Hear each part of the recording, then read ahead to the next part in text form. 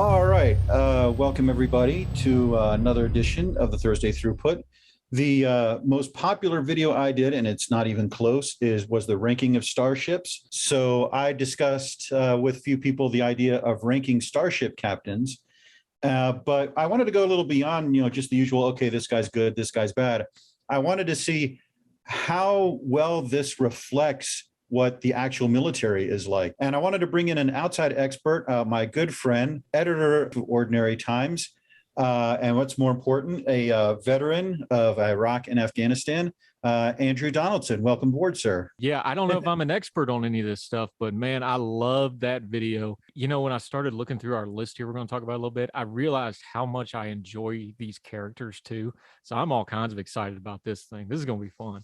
Appreciate the time. I'm glad you invited me. Oh, glad to have you aboard. I've been on Andrew's show. He has a radio show called Heard Tell. I highly recommend it.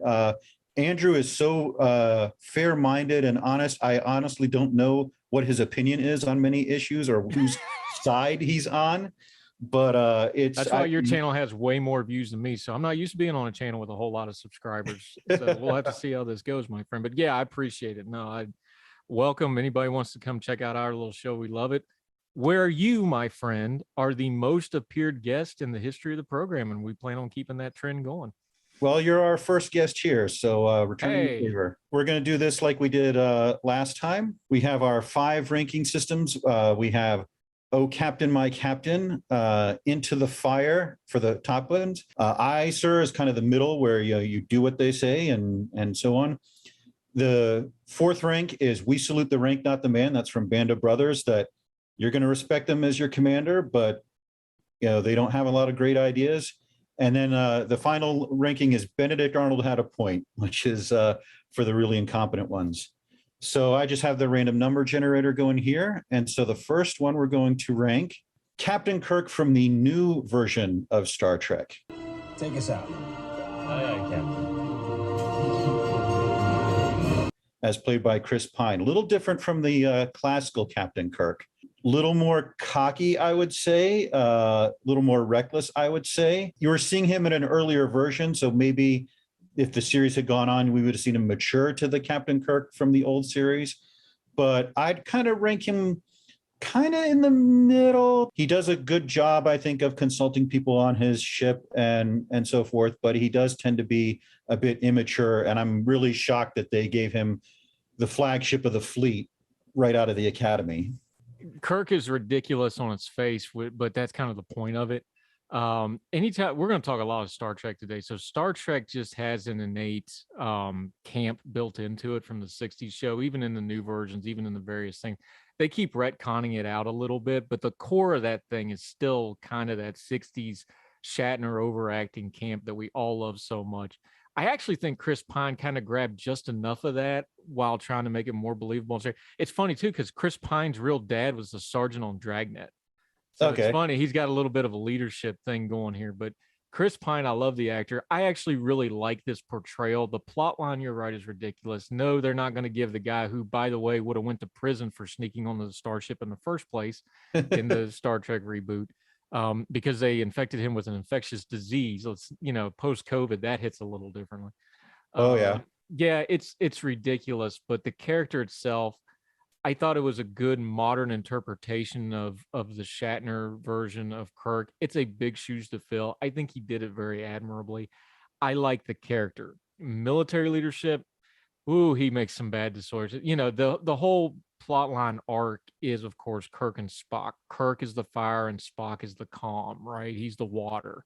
It's the yin and the yang. So you hate to ding him for being out of control and reckless, because that's kind of the job description to play a young Captain Kirk, right?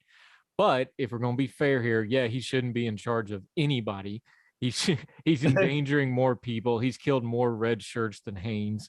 It's if we're going to be true to what we're doing here with the commander's tier list, I almost want to put him into the fire, because you're going to always be in a fire because all those fires are self-created, but he does figure out a way to get out of it. That exhausts you at some point when you're working for that kind of a boss. I'm going to bump him down a little bit. I'm going to go aye, aye, sir. Although as a fan watching it, I love Chris Pine. I love how he plays that character. I really enjoyed it. But yeah, that's going to be an aye, sir. He's going to be safely in the middle because of that.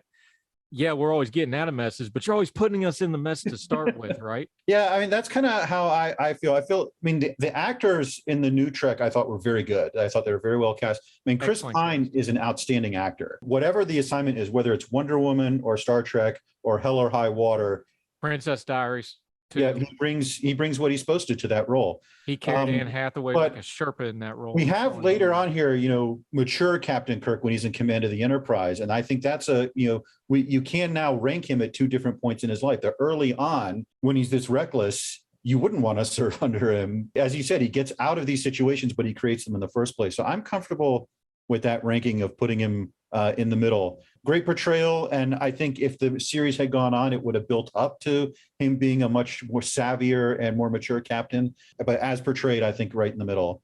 And they paired him with Pike for that. Again, I hate to bang him because it's part of the plot line, but the Christopher Pike father figure character paired with the way he played that so perfectly that you can say it's like, oh, he turns into a good captain because he learned from him. That's a nice touch, that I think it needs to be mentioned there too. Yeah, and I don't have Pike on this list because I haven't seen the new series, Strange New Worlds, but he would probably rank a little higher based on what we saw in The Cage and a couple of other places. Yeah, I don't want to do the plot line of it, but the very first episode of Strange New Worlds very much deals with Pike talking through some of this military side of this of like, how do I take care of my crew? Am I going to be too cautious? Am I not going to be uncautious enough and take too many risks? That's kind of the core of that first episode. I encourage people.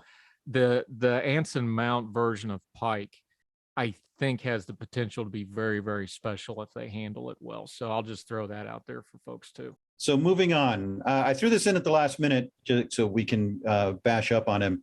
That is General Hux from the new Star Wars series. All remaining systems will bow to the First Order! If I were serving under him, I would be joining the resistance in like about 10 seconds. But I'm like, how did this guy get to be a general? He's temperamental.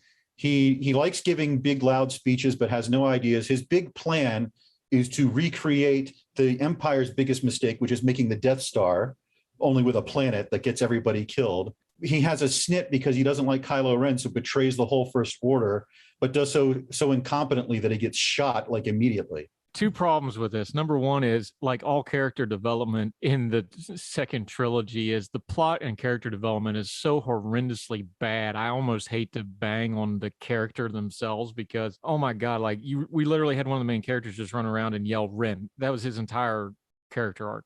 Yep. Poor Hux, and Gleason's such a great actor. I kind of felt bad for him. He's almost playing like a musical version of Himmler that's not effective. Yep. That's how it comes off. He's more like a Jojo Rabbit character. It's crazy how incompetent he is. Adam Driver and Domhnall Gleeson, like any movie you put those two guys in other than this, and you're going to be like, oh man, that's going to be excellently acted, right? Yeah. They got handed such a steaming pile of crap with these plots. Kylo Ren's so over the top nuts, but Hux is supposed to be the really over the top nuts, but he can't get a word in edgewise because Driver's character is so goofy. This is going to be Benedict Arnold had a point. And again, I don't think it's the actor's fault here. This character is so bad. He's everything you don't want, man. I've had a couple officers like that. Like, I'll give you a quick story. When I was actually in tech school, we had a guy that I don't know if he was playing it as a role or just legitimately crazy, but we were all in formation getting ready to go on a fun run one morning. And he literally started yelling at a tree because the birds were chirping while he was talking. And it was exactly like Hux losing his stuff. That's exactly what he literally stopped, turns around while we're all formed up and start, why are you getting? And we're like, who's he? It's like, oh my God, he's talking to the birds in the tree. And he's yelling at the birds in the tree. I mean, these things happen. You get a Looney Tune like this. And that's the first thing I thought of when we started talking about Hux for this. I'm like, okay, he's yelling at the birds in the tree while all his troops are formed up, needing to go do this other thing. That's Hux. Benedict Arnold might have had a point on this one. Absolutely. Shooting in the back, that's exactly how this character should have ended. All right, next random one. Not a military person, but a spaceship captain. And that is Arthur Dallas from the original Alien movie. I threw this one in at the last minute. Am I Claire Lambert? I want to get the hell out of here. We don't get a lot of him, but I don't think he's a good captain. I mean, first of all, he breaks quarantine. He then chases the alien by himself in the in the ducts and gets himself killed. I understand he's under constraints from the corporation that are putting those on him. And again, almost all of these that we're going to be talking about, the actors did great jobs, and he does a great job. Ripley was pretty much the only person on that ship who kind of had a clue to what was going on. I don't think you're going to rank real high when your own death scene gets cut out of the final cut of the film, which is something some of the screen nerds will talk about if you look this character up. Yeah, this is a mess. But if you're assuming the corporation is a massive bureaucracy that's kind of incompetent to start with, which becomes a theme, especially in the second one, which I hope we talk about, Aliens, bureaucracy kills more people than just about anything else. So yeah, he kind of fits as the perfect bureaucratic captain in that way, if you think about it from that angle. And then the fact that you don't even get to see him die, you just see him cocooned later on.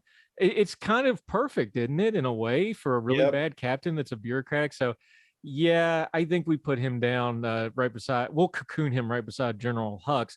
Yep, I'll agree with that. Next one, random generator says, is John Sheridan from Babylon 5. All power to engines. Give me ramming speed. Aye, sir. I love this character. I do too. I think this is one of the ones that they nailed. And of course, I mean, Bruce Boxleitner does a fantastic job for 4 seasons. I like the way he commands, that he trusts his people to do their jobs. I do like the way he tries not to be political, even though he in the end has no choice but to be political. Just the leadership he shows under extraordinary circumstances and making the decisions that he does, that he doesn't declare independence from Earth or anything like that until he has to. One of the things that sometimes people talk about is the difference between strategy and tactics. Those get mixed up in common parlance. Tactics are what you use on a battlefield, flank left or flank right. Strategy is what your overall goal is, that you can achieve maybe without even fighting in the first place. And he has a good handle on both of those, that he tries to resolve things without fighting if he can. He tries to work the diplomatic angle if he can. He tries to work the political angle if he can. But if forced into that position where he has to fight, he deploys his units as tactically and as effectively as he can. That scene at the end of season 3 where the Centauri track down a ship that he's given asylum to, and he basically is trying to work the angles of keeping the fight from happening in the first place. I mean, he uses the saying, I don't want to start a fight, but if one happens, I'm going to finish it. And I think that's very much exemplified with the way he behaves, especially in that scene where he tries to avoid a fight, but once the Centauri open fire, he's like, all right, we're doing this, and I'm going to win. Yeah, and that's the great scene when the Mubari show up and they're like, there's only one human captain that's ever survived battle with this fleet, and he's behind me and you're in front of me. So if you want your life, go somewhere else. I love this character so much. Babylon 5, there's a couple things about it, though, is they really get into the civilian military dynamic a little bit. The politics of it, and there's a spirituality to Babylon 5. There's also the long-running joke about how an entire season of Babylon 5 had the production budget of one episode of Star Trek: The New Generation. So they're doing this on the cheap. Boxletter's great in this. They gave this character a great arc so that he didn't just fall out of the academy and was this military leader. He had the backstory about how he had fought the Mumbai, how he life had kicked him around pretty good and hard. So when he makes military decisions, there's a consistency to this character all throughout, that he sticks to his military decisions. There's a pattern to it. He knows what he is. He knows what his job is. It got a little messianic towards the end of it. So I got to ding it just a little bit, because it almost became a catch-all of like, well, he's gonna save everybody for everything. So that I'm gonna ding it just a little bit for that, but I'm gonna put him into the fire. Love this character. Love Bruce's portrayal of him. Consistent, good military decision, by the way. He signs up for a suicide run, but it's when all the other options are gone. There's no silliness to it. Great portrayal, great character. Into the fire with Sheridan. I will go into battle with that guy anytime. And I also, what you were saying about the politics and the military, I do like that they get into that a lot of people distrust Sheridan because they think basically he's staging a military coup, which, to be honest, he kind of is. He's displacing the civilian leadership, but he thinks that this is necessary. And I also like the way they resolve that he has to resign his commission. And he fights an insurgency the way we're going to be talking about this in a minute. When you're the insurgency or you're the rebels, there's a certain way militarily you conduct yourself. And he conducted himself exactly like an insurgency would. He tried to avoid the fights and all that. Remember that, because we're going to be talking about that in a little bit later when we're digging some other insurgency and rebellions. Yeah, he like in the Battle of Proxima Centauri, he doesn't want to force them to have to engage him. So he like sends some fighters out to one ship and they don't engage. He's like, all right, they're non-combatant. I'm not going to fight them. And then other ones, he's trying to get them to surrender or talk them out of fighting. Because he realizes if he just goes around killing these crews, it's going to make everyone hate him. So yeah, I agree with you. Into the Fire. I'd almost put him in No Captain, My Captain, but we'll see. It's close. Yeah, it's close. Leia Organa. I'd probably rank Leia Organa pretty high. What I talked about was strategy and tactics. She's very good at working the strategy angles. The Last Jedi is a bit of a mess. And, you know, her slapping Poe is a bit wrong, but I do like the tension between them where he's saying, we destroyed a dreadnought. You know, he's saying tactically, this was a good decision. And she's saying, but you got a lot of people killed and we can't afford to lose them. They can afford to lose a dreadnought more than we can afford to lose pilots. We're in this for the long run. She's a veteran now of wars. She understands how things work. And early on, she does show that leadership. You know, she's the one in Star Wars who's like, all right, we're cornered. Into the garbage chute, flyboy. She's the one who is giving the briefing at the beginning of Empire Strikes Back to the pilots, saying, you know, laying out, all right, this is what we have to do. This is the challenge we're facing. This is what we're going to do to clear the path for you to evacuate. I probably rank Leia pretty high. I love Star Wars. I've been a Star Wars fan all my life. I read the books before we had the first prequel. Here's the thing about Star Wars. The military strategy is hot garbage. It's terrible. All the military side of this is terrible other than shoot lasers and blow stuff up, make it look cool, which is fine because that's what it was supposed to be. It's supposed to be an old 30s serial. That's what it was designed to be. With Leia here, here's your comp with her, and people might recoil this, but hear me through on it. There's more to leadership militarily than just winning battles. Think of her more like in the Eisenhower role. She is dealing with Patton and Montgomery who can't stand each other, but she needs both of them. So she's not actually so much planning out the battles, she's managing the personalities. I think that's an excellent way of putting it. So I think that's kind of the way you look at her, is like, can they manage, you know, the personalities? And I think she did a really good job of it when she was written correctly. Looking at you, sequels. When you wrote her right, she was the peacemaker. She was the diplomat's adopted daughter. You know, she was not the rogue space captain. She wasn't the heroic messianic Jedi that Luke was. She was supposed to be the diplomat. They play it that way. That's an important role in warfare. You're supposed to have somebody that can just manage the personality, manage the teams, turn in the lineup card so everybody knows when they're hitting. That's as important in war as the tactician that can win the individual battle. So I'm going to rate her high. I'll go ahead and let her have an Into the Fire, unless, notice it's Into the Fire, not into the void of space and then magically suck yourself back in. Into the Fire, yes. Void of space, no. Well, one of the interesting things was the extended lore had a little bit more of the military side. Like there was a great flight simulator in the 90s called X-Wing, and it had it and loved it. That and TIE Fighter both were great. And one of the things I loved about it was it focused more on logistics. I mean, you're a logistics guy, and there's this saying that amateurs talk tactics, professionals talk logistics. One of the things I loved about the X-Wing series was it very much focused on how are we feeding this fleet? Where are we getting fuel from? Where are we getting repairs? Like they did take out a Star Destroyer by basically cutting it off, preventing any repairs from happening. And once it's isolated, then they take it out. I did like that when they had the X-Wing series, that they got way more into tactics and strategy. We've seen this in real life with the Russians. The X-Wing games, though, a lot of it was Battle of the Atlantic stuff. You're attacking convoys. Yeah. You're attacking supply line. This is what I was talking about earlier, though, about when you're a rebellion, you have to act like a rebellion. A rebellion does not do frontal assaults. We'll talk about that one here in a minute. That's idiotic. You can't do that. You know, how did Grant finally win the Civil War? He just kept fighting them because he's like, we got more than they do. We're going to grind them into dust. Just keep fighting. Doesn't matter if we lose a battle. Just attack again. Grind them down, ground them down. If you're an insurgency, you hit, you run, you don't fight unless you absolutely have to. And when you fight, you do, guerrilla tactics and things like that, because one big battle, you're done. You can't lose one big battle. And I think something you see over and over again in sci-fi that just drives me nuts. Yeah. And I think The Last Jedi hit that. It hit it poorly, but I think it did hit that with that opening scene of yeah, you took out a dreadnought, but that's a loss for us. It's a tactical victory and a strategic loss. The Return of the Jedi hit that in particular, where they're thinking we're going to destroy the Death Star, score moral victory. And the Empire's no, we're drawing you into a trap where you're going to be completely outgunned and finish this thing once and for all. Completely agree. It gets ridiculous. I love Star Wars, but the strategy of most of Star Wars is absolutely terrible. They need to keep it on the space opera level and not on the, it's not Europa 4. We're not doing hardcore tactics here. Yep. All right. So next one is the Brigadier from Doctor Who. Jenkins?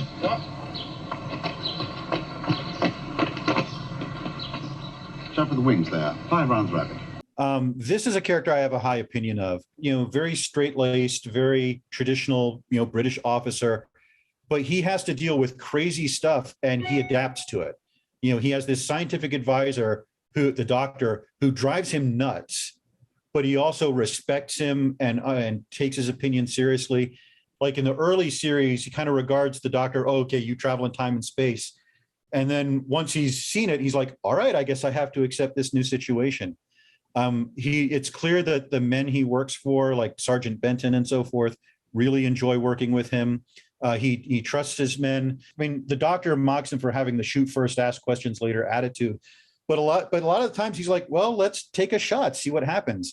And in like one of the later series, and he kills the Destroyer of Worlds because he basically goes up and shoots him with a revolver loaded with silver bullets. Especially when you were talking about the Pertwee Wears, which a lot of people who are watching this might not have seen the early Doctor Who, where you have this sort of family dynamic. He'd rank kind of high with me. Yeah, I love this character. I saw those early Doctor Who's because they would run as reruns on PBS in the 80s and early 90s. So you got the old school Doctor Who on PBS, right? It is so atypical post-World War II British, looking back on that World War II generation of officers. That's what it's based off of. The idea that he's going to be Earth's champion and all the craziness in Doctor Who and all the British lunacy of how the universe works with no, physics and or common sense applied. He's going to be Earth's champion against the Destroyer of Worlds, and he's standing there in his uniform with his Wembley service revolver, and he wins. It's just ridiculous. It's crazy. And then he's just stiff upper lips and is like, okay, on to the next item. I love Sir Alistair Gordon Lethbridge-Stewart. Yeah, I'll follow that guy in the battle. I love the portrayal. But you need, again, when you do something like Doctor Who, where you're just off the map with the craziness, you've got to have the straight guy to balance it and to anchor it. And frankly, that's what the newer series is kind of missing a little bit. They don't have real good, human normal anchors. Maybe they ought to bring this guy back. It's not going to make sense because he's dealing with the planet of spiders or whatever's going on at the moment. But he stays mostly true to who he is, especially if you think of that. You're thinking about the 70s and the 80s Doctor Who's, where they're very much that post-World War II generation that went through the Blitz and went through World War II. That's the prototypical what people imagine their best military leaders acting like in a crazy situation. Because, bombing London would have been insane to them. That would have been like a Planet of the Spiders to that generation. I love this character. Yeah, I would follow Sir Alistair Gordon Lethbridge-Stewart in the battle. Let's put him into the fire, even though it's ridiculous and he can bring his Wembley revolver and shoot the aliens with silver all day long, sir. I will follow you. Let's see. Next one, William Adama from the new Battlestar Galactica. So say we all. So say we all. There's a lot I like about the new Battlestar Galactica. One of the things we talked about with spaceships was a lot of times they have these viewports out onto space, which is kind of useless. One of the things I love about the new BSG is that they have this sort of CNC in the middle of the ship where it's sort of shielded from everything.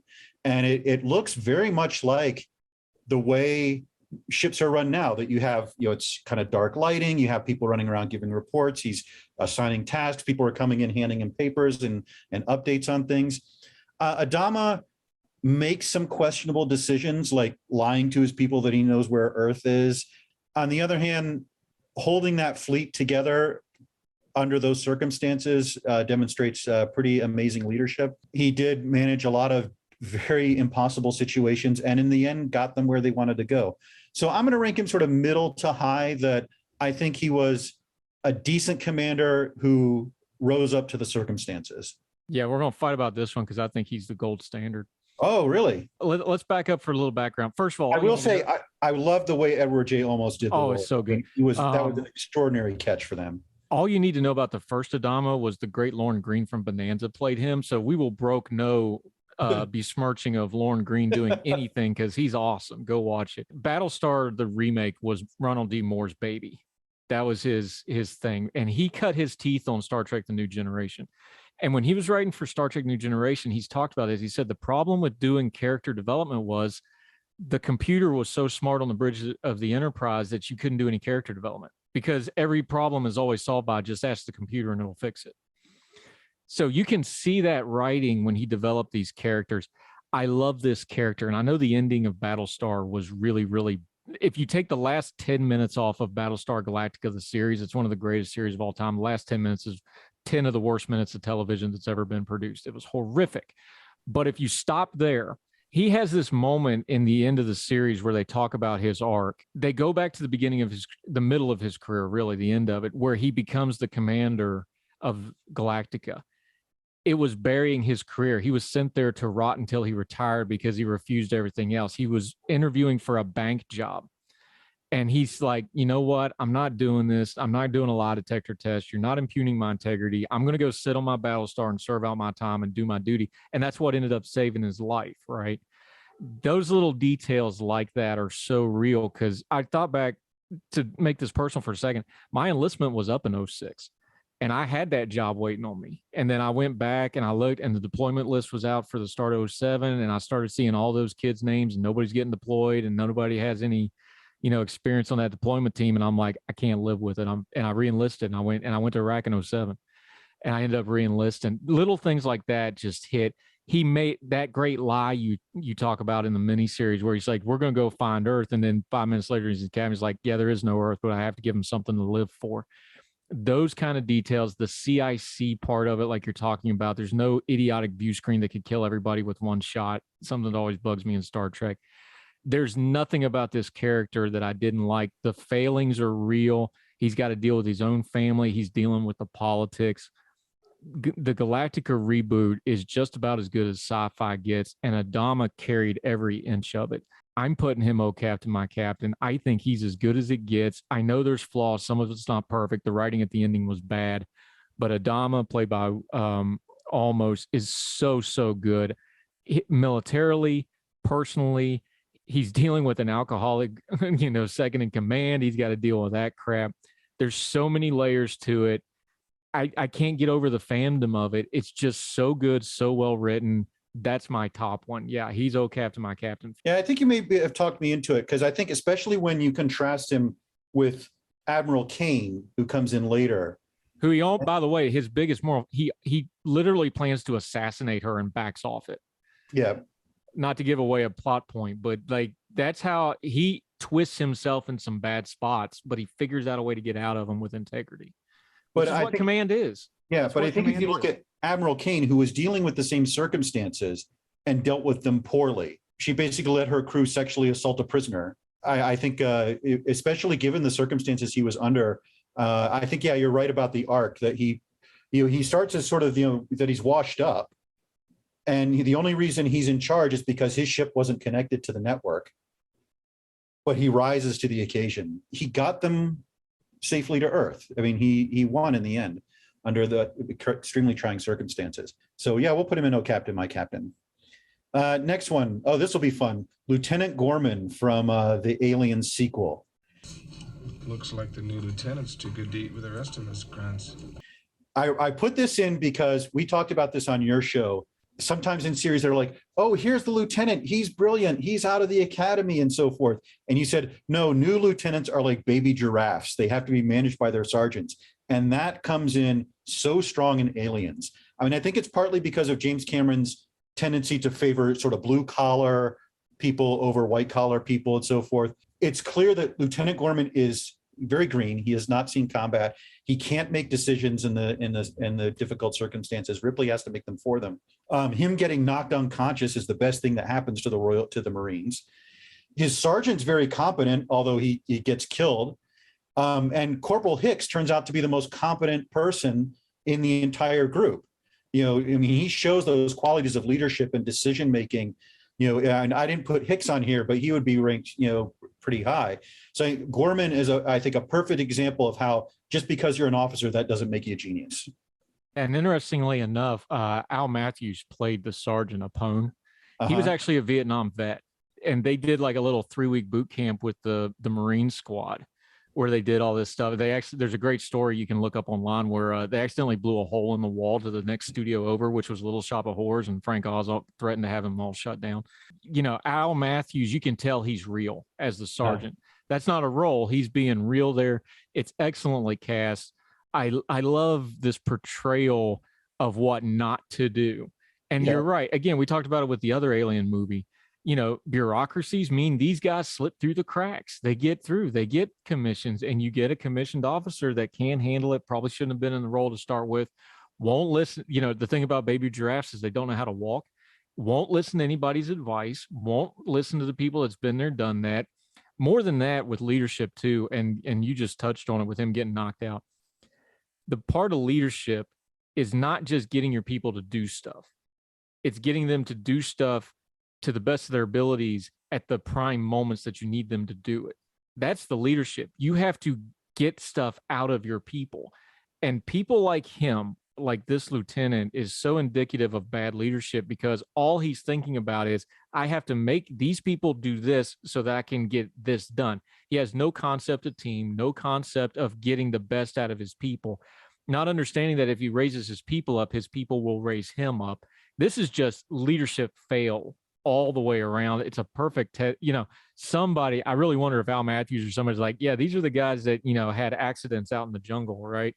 And maybe gave some background on this. He obviously goes under Benedict Arnold, had a point, but he's designed to be there. Yep. And I think it's a great portrayal of what not to do as a leader, AKA just don't listen to anybody and everybody performs better when you're unconscious. Yeah, there's a scene in the movie Band of Brothers, which is based on a real life incident, where they get this lieutenant out of West Point and he takes over Easy Company and they're assaulting a town and he has no idea what to do. And he's giving them nonsensical instructions. They eventually send in Frost to relieve him and so forth. And in the book, it's very much described that it wasn't Bastogne. This was the flex point for Easy Company where they could have collapsed. And it was the NCOs who had been with that company since D-Day who held it together in that moment and kept them from completely collapsing. One of the point military historians often emphasize is, in video games and in movies, you fight until one side's completely destroyed. But in actual battles, only maybe 10% are casualties. Even when you have something really bloody, like the Gettysburg, you have maybe 30% casualties. The point of battle is to get the other side to retreat. Battles are won not necessarily through technology or tactics, but through morale. People don't want to die. Humans don't want to die. And you make them quit. Yeah. And if you can get the other side to withdraw, to quit, to run for their lives, that's how you win. Ripley and Hux understand that they build up the people around them. They make a cohesive team that work together. So I absolutely agree. Benedict Arnold had a point on that one. Next one. Ahead, warp factor 1. Captain Kirk from the old series, he had his problems, like sleeping with everyone in the galaxy, basically. On the other hand, he sort of set the standard for what TV spaceship captains would be like. He's decisive. He trusts his people. He listens to his people when they tell him he's wrong, especially Bones and Spock. When they tell him he's wrong, he listens to him. I was recently watching The Naked Time, where the crew are getting, having this virus and unable to function. And he just trusts his people. All right, I'm going to plug you into this role and you're going to do it. The last episode of this series was one of the most unpopular ones, Turnabout Intruder, where this woman body swaps with him because women can't be captains, which of course they've sort of retconned away. But I think they missed out on having a really good episode where she has all the knowledge, she has all the information about how to run a starship, but she doesn't have the character, to make people trust her, to make people follow her. And the crew quickly realize that something's wrong, that they can't trust this person. I'm going to rank him probably pretty high, like Into the Fire. And especially when contrasted against the early Kirk, where that recklessness is tempered into boldness, I think that contrast is very apparent. Yeah, this is a big rule of cool one because he really is kind of the standard that everybody followed after that. You're either being Kirk or an anti-Kirk. You could argue that throughout sci-fi after that because he's kind of, especially the way Shatner played him, because Shatner's, Shatner. You almost want to do like series Kirk and movie Kirk because those are two different characters too. You get a middle-aged and humbled Kirk is somebody you would absolutely rate really, really high. Movie 3, 4, 5 Kirk, 6, that Kirk is exceptional. Young Kirk is still kind of reckless. There's also this thing, if you're going to be military specific about it, is, we see it all throughout history. The people that inspire, almost cultish devotion, loyalty, that's dangerous in and of itself. And Star Trek kind of played around with that a time or two of like, hey, people will follow you no matter what. Well, yeah, but that's how you get Captain Ahab too. Right. Yeah. So there's a danger to that too, that you got to knock it down. I struggle with how to rate this because again, middle-aged and retrospective Kirk is super high.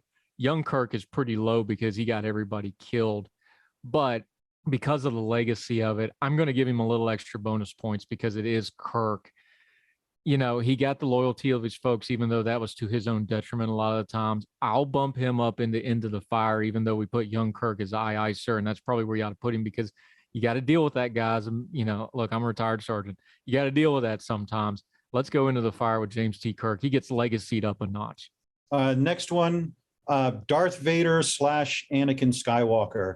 You have failed me for the last time, Admiral. Terrible leader, in my opinion. Great warrior. Very powerful and so forth. But even before he became Darth Vader, he was reckless. He was, out of control. He was disobedient to superiors. I have a higher opinion of the Star Wars prequels than most people do. You can see sort of the things that would eventually become Darth Vader. And when we see him in the main series, choking subordinates is not a good way to inspire loyalty. It inspires lots of fear. And he also has a tendency to get very focused on, at one point capturing Luke Skywalker, so that he can overthrow the Emperor rather than defeating the rebellion. So he's got his own agenda going. So I'm going to rank either whether you have him as pre-suit Anakin or as post-suit Vader, I'm going to rank him pretty low on leadership. Yeah, because of the force choke, if you disagree with him, I think we got to go salute the rank, not the man, just on the absolute letter of the law of the ranking, right? That's exactly where he goes. This is the classical dictatorial, of course, the suit and the lightsaber and the force and all that. This is an archetype in leadership, though. This is the dictatorial, do it my way or the highway, or I'm going to crush you. How you doing, Donald Trump? Get mad. This is a archetype of leader, though, both military and civilian. The dictator that will just crush you to get you out of your way. There's a lot of them. This is not an unknown character. So yeah, that's where I put him with the fork truck. Yeah, horrible leader, great. And by the way, the great individual warriors that can just go in and just kick ass and take names. A lot of those guys are like that. If you put them in charge, they don't necessarily make the best leaders. So there's a discussion to have about that as well, I think. Oh yeah, that goes all the way back to antiquity. The Iliad starts out with Achilles being this great warrior and a really terrible leader who goes and sulks in his tent because they're not nice enough to him. Hey, Odysseus got the trip home and Ajax got the great glory, but he's the one that died and Odysseus made it home. So, All right, next one, Captain Picard. Damak and Jalad on the ocean. Having Picard and Kirk on the same list is going to start a fight in the comments. Yeah, I'm going to rank Picard really high. One of the things that is different from Kirk is he mainly is commanding. He's not going down to the surface every time. I do like the character development. You talked a bit earlier about Ahab, where he gets obsessed with killing the Borg to the point where he coward for wanting to retreat, for making the good suggestion to let's retreat and blow up the ship. Quoting Moby Dick as he did it, by the way. Yep. And then when someone has a chance to talk to him, he realizes I'm wrong. I need to listen to my people. I think that's just a wonderful character moment. One of the best character moments in the Star Trek movies, I would add. And of course, how on earth, whoever scored Patrick Stewart for that role should have cast everything else in history, because you got such a great actor to that role, who brought so much. Not a lot of people know this, but Patrick Stewart to this day has back problems from carrying the whole franchise on his back for the first 2 years of Star Trek: The Next Generation. Yeah. But anytime it was a Picard focused episode, it would be great. And you see him, like, one of the favorite parts series is the Darmok episode, where he's on this planet with an alien he can't communicate, and the way he adapts, the way he thinks, the way, again, thinking strategically, not tactically, is I don't want to kill this guy. I want to figure out a way we can get through this without killing each other, and eventually is able to make peace with a race that they have difficulty communicating with. I'm going to rank Captain Picard pretty high. He really does inspire that loyalty in people. He makes good decisions. He will listen when people tell him he's wrong. He doesn't have that recklessness. There's another great scene where Wesley Crusher is at the academy and someone's killed because they're trying to do this fancy stunt, and he's lying about it. And Picard dresses him down in no uncertain terms, saying, you're an officer, you need to tell the truth. This was reckless. I'm going to rank Picard really high. Yeah, I am too. This character has, unlike Kirk, who got a starship right out of Academy, basically in the new retcon version, they built such a rich backstory to this character, and everything makes sense. Everything he does makes sense. His personal loneliness, trips over into his command style. His command style keeps him lonely. The character development is so rich and so Patrick Stewart tells, one of his convention go-to stories. He tells it all the time. Like the third or fourth scene they ever shot a New Generation on the set, he absolutely lost his bearing and just screamed at everybody, because of course he's a Shakespearean trained classical actor. And like the third or fourth scene they ever shot, he just yells at everybody like, "Are we going to be serious and do work here?" And everybody just looks at him like, "What is your freaking problem?" But he talks about like, that was the moment he saw everybody's face when he did that. And he realized like, okay, this is different. I've got to deal with this a little differently. You talked about Stewart carrying that role. He talks about how he grew into the role from the way he normally acted to, okay, yeah, this thing is bigger than me and there's some silliness involved. How do I make it mine without, changing what I'm bringing to it and still deal with the silliness that is Star Trek sometimes? Yeah, people's going to go get mad, but I'm going to put him above Kirk. It's a fully developed character. He does tactics good. He does strategy good. They did in the early episodes too. You have those episodes where he's like, they've given me a ship full of women and children. What do I do with this? That's a real moment that is, lost on some of the other things in Star Trek. And I like that there's a long time where he's kind of awkward around children. He doesn't know what to do with them. They have Captain Picard Day with all the little kids drawing, and he's embarrassed by it. And he takes a call from one of his superiors. He's like, "Oh, it's Captain Picard Day." And you just tell he's embarrassed. He doesn't want to have anything to, we're kind of beating the horse with the Picard series itself. They're going to do one more season of it with some of the TNG guys and wrap it up. But yeah, I love this character. I think it's as good as Star Trek's going to get with some of the inherent silliness that Star Trek has built into it. He's Captain, my captain. Go ahead and put him above Kirk and let the hate mail flow. All right. Next one, sticking to Star Trek, Captain Janeway from Voyager. There's coffee in that nebula. Boy, we're going to get even more hate mail now. Watch this. It's been a while since I watched this series. I don't have a very strong opinion on Janeway. She was put with a very difficult task of being halfway across the galaxy and trying to manage two crews at once. She didn't show the kind of leadership that we get from a lot of other characters, and made some dubious decisions, such as allying with the Borg and so forth. I really don't have a strong opinion on this one. I'm probably going to rank her towards the middle or a low. I think she was a decent captain put into a difficult situation and managed through it eventually, but I'm not going to rank her very high. Yeah, I think the character started really strong and had a lot more potential than what they gave it to develop into. They started out with, well, we'll go on the other side of the galaxy and it'll open up this whole new world. But what they really ended up doing was they ended up putting themselves in a box they never did quite figure out how to get out of. Is that a fair way to say it? I think that's a fair way to say it, yeah. The Janeway character, it's wonderfully acted. There's the legendary story, of course. They had initially hired this, French ingenue actress to be Janeway, and she was sitting in the command chair just wistfully going, "Engage," and stuff like this. And then, Kathryn, she gets in there and she just goes, "All right," and starts barking orders, and everybody's like, "Okay, we got our captain. This is going to work now." You're a professor. I would have gave this an incomplete grade because it had so much more potential than what it had. the writing, and there was a lot of stuff going on behind the scenes in Star Trek, the world of Star Trek right then, that kind of really addled that series' development. It kind of became the redheaded stepchild of the series. Nobody really knew what to do with it. I love the character. I think it could have been so much more, but we can only judge us on what they gave us with this character. I think it could have been much, much better. I'll give it an aye, sir, though. Very competent. Nothing wrong with the character itself. The circumstances overcame it. Okay, down to our last three. Malcolm Reynolds. I aim to misbehave. This is a character I really like. We'll see if you differ. I do like that he was not an officer. He was a sergeant, NCO.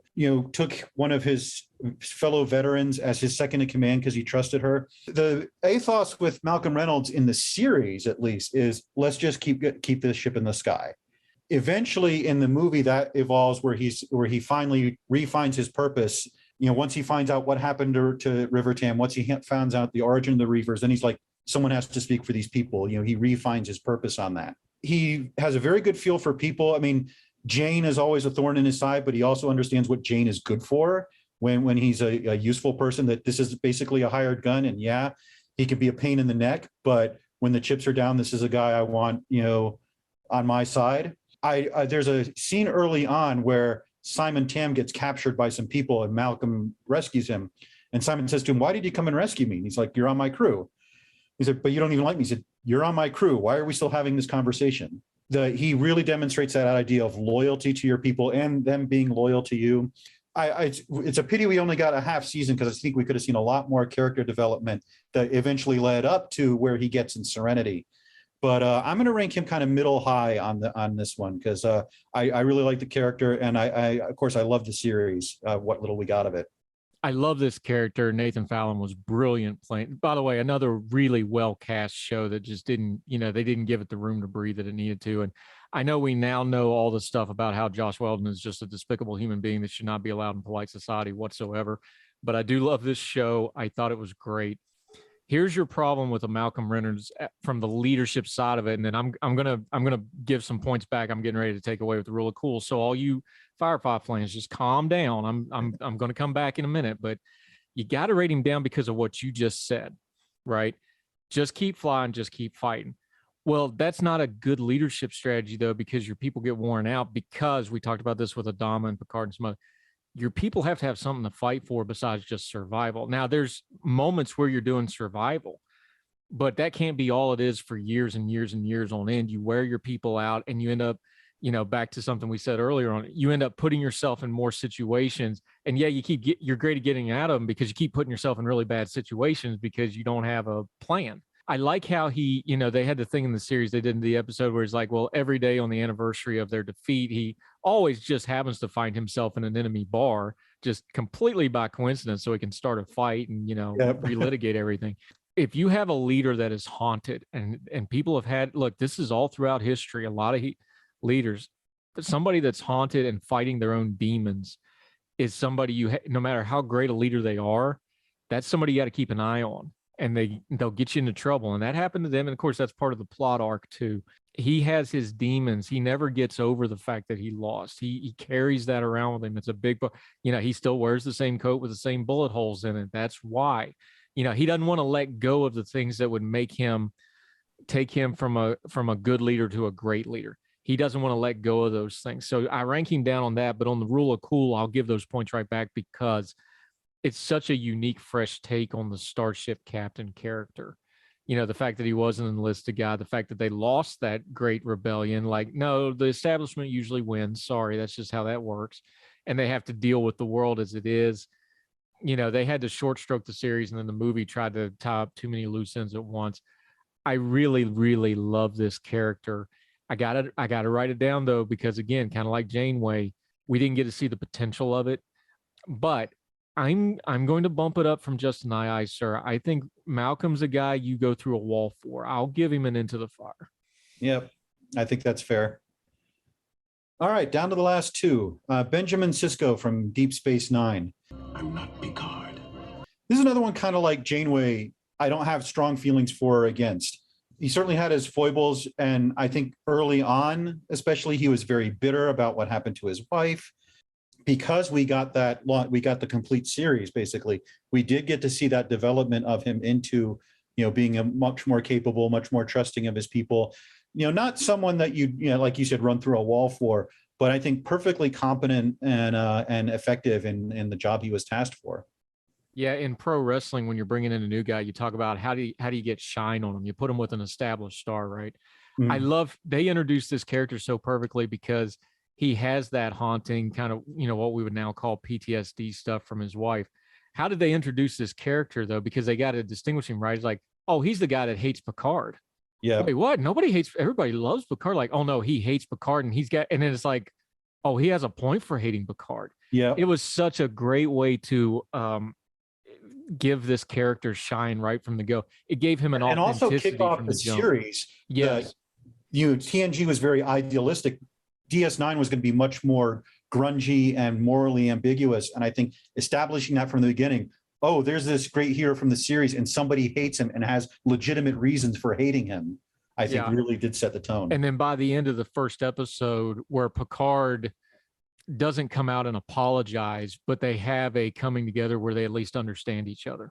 They put him on Picard's level in a way that was actually organic and made sense and didn't feel hokey. That was exceptional writing. So now when, a Worf shows up later on in the series, when, you have all this stuff, he has command authority to do stuff like this. It's like, oh, that's the guy. He's on equal with Picard because Picard said so. Yeah. Through his actions, not through his words, not through some contrived, they wound up on a space shuttle together or something, something stupid. It was great. I love this character. Avery Brooks played it so well. Oh, yes. The father-son stuff was really, really good. Sisko really had to deal with the family crap in a way a lot of these other people didn't have to do. For people that really serve, that's a thing. How do I balance this? Hey, I'm going to be gone for a year. How do I explain this to this kid? Hey, I'm going to go off to Deep Space Nine. Do I send him to a relative, or do I, I'm going to be in Vegas for another 11 months. Do my family go to the East Coast so the kids can make the school year and I live out here by myself, but now I'm apart from them? That's something I did. I had to make those decisions. That part of it really rings true when you're talking about military leadership and the way it affects your military leadership and the way you deal with your own people, how you handle your family at the same time. That's something that's very real that I appreciate about this character. I didn't like the fact that he basically became God at the end of it, but we'll talk about that some other time. The spiritual stuff it's, love it or hate it for the Star Trek fans because it was so different. It hit with me because it was different. I like the set location where they dealt with that. I'm going to rank him really high. I could almost put him top tier, but again, the spirituality stuff loses me just a little bit. Into the fire with Captain Sisko anytime. He's a great captain, great leader. Love that character. Yeah, and I do like what you said about DS9, that it did get more into the military side of military where they have lives. Sisko making the decision to put his son, what he would know would be a war zone and so forth. And I do like the way they structured it where the Dominion War happens later in the series where you've gotten this character development so that you can see, okay, this is how they're going to deal with the situation. I think pushing that arc back to later in the series really did serve it well. All right, and our final is Admiral Ackbar. It's a trap. We don't get a lot of him outside of Return of the Jedi. One of the conceits of the series is that the Mon Calamari are supposed to be these tactical geniuses and so forth. I'm actually going to rank Ackbar a little low. I know people won't like me because he's sort of an icon, but he falls right into the Emperor's trap. And how he didn't see that this trap could be sprung on him is amazing. I mean, he comes up with this strategy. All right, we're going to knock out the shield generator. Then we're going to raid the Death Star. We're going to blow it up and kill the Emperor. Hooray. And like you said, rebellions, you have to use these hit and fade tactics. You have to cut off the enemy. He didn't, as far as we know, even have like a diversion to draw the Imperial fleet away so that they would have this opportunity to destroy the Death Star. I think his plan for destroying the Death Star was actually really terrible. And the Emperor really came up with a masterstroke of, oh, they destroyed the first Death Star. Well, I'm going to create a second Death Star, tempt them to attack it, and then bring in my full fleet on a fully operational battle station and just completely smash them. And the only reason they won it all was because basically Darth Vader turned on the Emperor. The tactics he used could have been the end of the rebellion, basically. All right. So Is he the fish version of Pickett or the fish version of the Scots at Culloden? This guy's terrible. He sucks. He's horrible. He literally, this is so bad what he does. There's no plan. The plan is, look, anytime you say more than 3 ifs, it's not a plan, it's a prayer. Yep. Go back and watch that briefing. Like, we're going to do this and this, and if this works, and if this works, and this works. This was insanity. This was nonsense. Put him right beside Vader on We Salute the Rank, Not the Man, because I'm told you're tactically genius, but your words mean nothing because your actions tell me you have no clue what you're doing whatsoever. Look, this is not the beginning of the war. This is the second Death Star, as in we've seen this movie before, and you haven't figured out that maybe your ragtag fleet of whatever's left, just even if it's 3/4 completed, like, what are you doing? This made no sense. The plan was terrible. And I know it's Star Wars and it's all set up for, Luke and Leia and Han to save the day and Darth Vader to get his redemption arc. But that does not absolve the sins of Admiral Ackbar not knowing basic things like, let's not do the frontal assault of the strongest position the enemy has and fall into a trap. The only bad part about this is he didn't die like Pickett. He has to live the rest of his life in shame, not being able to see anybody and being mad at Longstreet. I wonder if he was mad at Leia for the rest of his life and wrote a book about it like Pickett did. This is bad. He's bad. Go ahead and send your hate mail. No, I'm not going into battle with this guy. You salute the rank, but you try really, really hard to get transferred somewhere else before something bad happens. Yeah, and eventually the tactic that they use to pull out of the fire, which is engage the fleet at point blank range, it's Lando who comes up with that. He's like, we won't last long. He's like, so we just sit out here and get shot by the Death Star one by one? Let's do a suicide run of, we'll see how many of them we can take with us, which is word for word the line. He's like, well, we can take a few of them with us. Yeah, that's a great plan. Let's do that. Look, leadership, things don't happen in a vacuum. Why did Lando have to do that? Because they put themselves in a horrible position to get stuck in a trap in the first place they can't get out of. So he's just coming up with the least bad of bad options to try to get out of it. It's so bad. I hate everything about that battle sequence. Other than watching it as a kid, I thought it was fantastic. But it's very well directed. The music is thrilling and so forth. If you turn your brain off, it's very enjoyable. But watching it now as an adult, I'm like, what are you thinking? It's by far the worst part of a very good and epic and high probably Mount Rushmore sci-fi film, Return of the Jedi. It's definitely the low point, especially the way and by the way, we don't exactly see a whole lot of leadership after he finds out he's in the trap either, but we could go on and on about that all day. Yeah, the best plan he comes out with is take out the executor. Maybe that'll demoralize him. Oh yeah, we're going to take it out with 3 shots and 2 starfighters just magically destroy the ship. Okay, let's do that too while we're at it. Because someone makes a suicide run on the bridge. And they don't have a secondary command, so once the bridge is destroyed, the ship just falls onto the surface. I brought it up during the Star Trek. Don't have giant view screens on your battle bridges because one thing's going to kill everybody, you idiots. Have a CIC in the middle of the ship like real ships do. Good Lord. Yep. Yeah, we just watched, just watched on your recommendation, the movie Greyhound, which is a World War II movie, very good movie. And you talked about how it's a very realistic portrayal of how things work. Leadership's communication, and that whole movie is about the chain of communication during crisis. That's what that whole movie's about. I love that movie.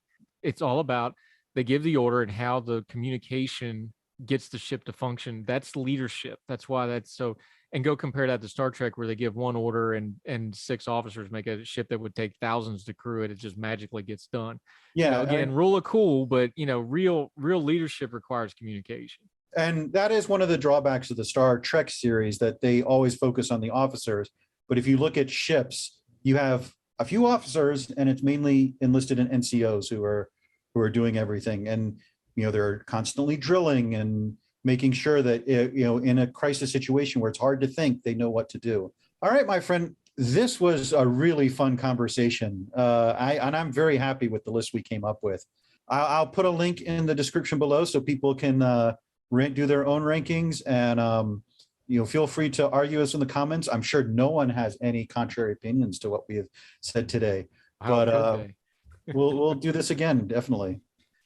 You, my friend, who actually does fly a starship, by the way, I'm always happy to talk things with you. You are the best, and I appreciate you greatly, sir. Thanks for letting me tag along for the ride through the stars and the Starship Captains this time. Well, thanks for coming aboard. I don't think this video would have been anywhere near as good without your opinion. So we'll definitely have you on in the future. I salute you, sir. All right. Even though you have no rank other than all those letters after your name.